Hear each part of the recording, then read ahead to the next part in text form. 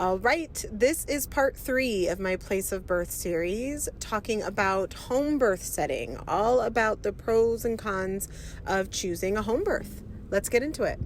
Okay, so now we've gone over hospital birth, freestanding birth center birth, and now I want to talk about home birth. So home birth is basically just what it sounds like, giving birth at home. Now, I want to say this is planning to give birth at home. Not, oh my gosh, everything went so fast, I didn't make it to the hospital, I didn't make it, or I didn't know I was in labor, I didn't know I was pregnant, the baby came out, I was at home. Yes, that's a home birth. But when I'm talking about home birth, I'm talking about planning to give birth at home. Generally, if you're planning a home birth, you're seeking care from a midwife, either a nurse midwife or a certified professional midwife. There are a very, very, very small number of OB physicians and probably some family practice physicians that do community-based home births. I really don't know of many. I have to shout out Dr. Stuart Fishbein and his podcast and his platform. He's an amazing community-based OB who's been doing home births in Southern California for over 15, 20 years, I want to say. Check him out if you're interested. So, in general, for planning a home birth, you're attended to by your midwife. What does that mean? Either this is like a birth center based midwife and then they have the option of giving birth in the freestanding birth center or at home. So you can have your appointments at the birth center for your prenatal care, or they come to you and do your prenatal appointments in your home, which a lot of people really enjoy. I want to point out that prenatal care is the same. There's routine things that are offered in pregnancy for the safety of baby and mom. Those things are still offered within the setting of midwifery care, in the hospital, out of the hospital. Whether or not you decide to have those things, that's completely up to you, but your home-based, birth center-based, hospital-based providers should be offering the same standard of care, lab tests, screening tests, ultrasound tests, etc. Throughout pregnancy. Whether you have this conversation in your living room at home when you're planning a home birth, at the birth center when you're planning a home birth or birth center birth, or in the clinic when you're planning a hospital birth, it doesn't matter. It should be the same conversations happening. So for home birth, again, your appointments can take place in your home or in the birth center. I think a lot of practices, if they do have birth center appointments, towards the end of your pregnancy, more and more of the appointments are going to be in your home to really get to practice what it's like being in your home. They practice labor techniques. They go over safety things for your home to make sure your home is well equipped and prepared for a home birth. Often the midwives and birth team want to see how many stairs are there. Is this even a safe home to do a home birth in? They are thinking about all of these access things that you might not think about, just wanting a home birth. So I would say that at least a portion of, and probably towards the end of your pregnancy, or maybe earlier, of your visits are done in your home to be able to see what that home environment looks like. A huge benefit to home birth, as with freestanding birth center births, is that continuity of care piece. Like I mentioned before, you've likely met the midwives, the other care providers, the doulas, the birth assistants. Likely they've been to your home, so you know these people. This is who's going to show up when you're in labor. Yes, there's that shared call, but again, usually these groups are much smaller versus a big standard OB clinic group. So you will know the 2-3 midwives in the practice and their birth assistants and who will be there at birth with you. Another big benefit of home birth is you really getting to choose who is there with you, especially in times of COVID and restrictions for visitors and support people. This has been huge. I would say, I don't know the exact numbers, maybe I can look it up, but I know that home birth has increased a lot in the demand for it during COVID. It's still about 1% of US births are happening at home, but that number is definitely growing in this last year and a half. The major benefit that is hard to put into words about home birth is really the respect of the mammalian birth theory. This is the idea that we humans are mammals, and just like any other mammal giving birth, we need to feel safe, quiet, unobserved.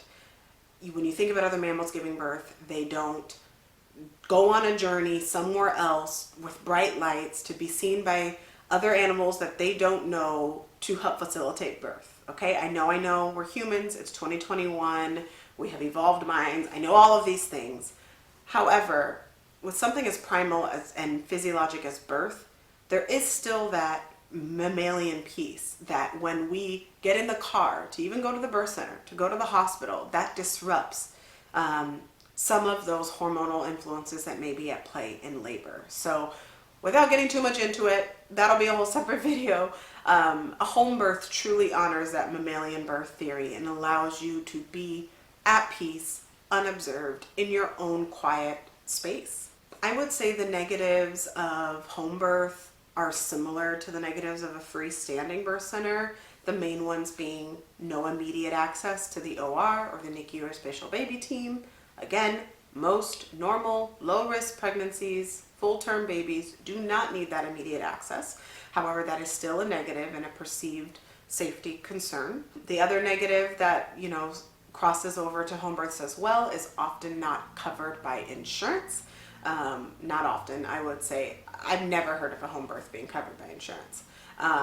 Again, the cost generally is much less. However, you would have to pay it out of pocket versus your insurance paying any portion of the birth fees. Also addressing that pharmacologic pain control options, usually not available in the out-of-hospital birth setting. So we're relying on our great but not always sought out techniques of hydrotherapy, acupressure, massage, continuous labor support, facilitating position changes, etc. I think, again, a lot of people know that they want an epidural or know that they want some form of pain control in labor and medication pain control, I should say. And if you're that person, then a hospital birth is the kind of birth that you're probably going to pursue.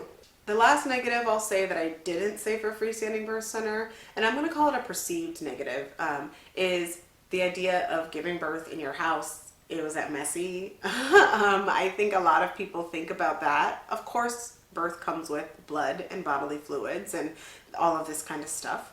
However, what I will say and turn this negative into a positive is that these home birth teams are amazingly efficient at cleaning your home. I've never had a home birth, and I actually haven't attended a home birth ever, but I have heard of several. I've worked with a lot of people that do, and when I say that they say that these women clean your house like no business, they do. They again, they've come to your home before to prepare the space, to make sure you have all the supplies you need. They bring supplies, make sure you have supplies.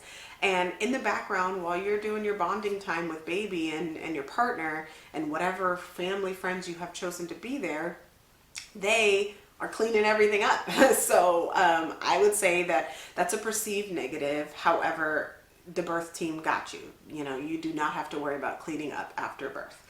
So I just turned that negative into a positive for home birth. I want to point out for both freestanding birth centers and home births the positives of not being bound to hospital procedures and protocols. This means you can move freely with labor, use whatever position feels good for you at the time. You can eat and drink freely in labor. Usually when you're in labor, you're not wanting to have a big burger and pizza and fries, okay? Usually you're just really wanting some nutritious snacks, some good hydration. But often in the hospital setting, from the moment you're admitted in labor, you are on a clear liquid diet. That means only water, ice chips, juices, clear broths, etc. Which during a process so physically demanding as labor, it's pretty beneficial to be able to eat and drink something. So, I just want to point that out as a huge positive for out-of-hospital birth in general. So that's a little bit of an explanation of the three main birth settings you might find yourself in: hospital, freestanding birth center, and home birth. Being that I work in a hospital, have a lot of experience in a hospital, a lot of my videos on this channel are going to focus on how to have a minimal intervention physiologic birth in the hospital setting. I think, again, majority of babies in America are born in the hospital, over 95%. And so I think that a lot of birthing families are looking for that content and that information, and I'm passionate about sharing it with them. Please, if you want to know more about how to have a physiologic birth, especially within the hospital setting, check out evidencebasedbirth.com. I'm an evidence-based birth instructor. I'm going to be teaching their childbirth class, the series, in January. I'm so excited. I would love for you to sign up. It just teaches you tips and tricks and tools to be able to navigate the hospital system and come out with evidence-based care and with that birth that you want. Home birth and freestanding birth center births are valid options as well. Although I do not currently work in any of those settings, I do respect those birth options, and I know they're growing, and I want women and birthing families to know that they have that as an option and they have access to it. So please check out the resources below on how to look for a care provider to care for you, either at a freestanding birth center or for your home birth. So I hope this video was helpful, kind of providing an overview of the different types of birth settings.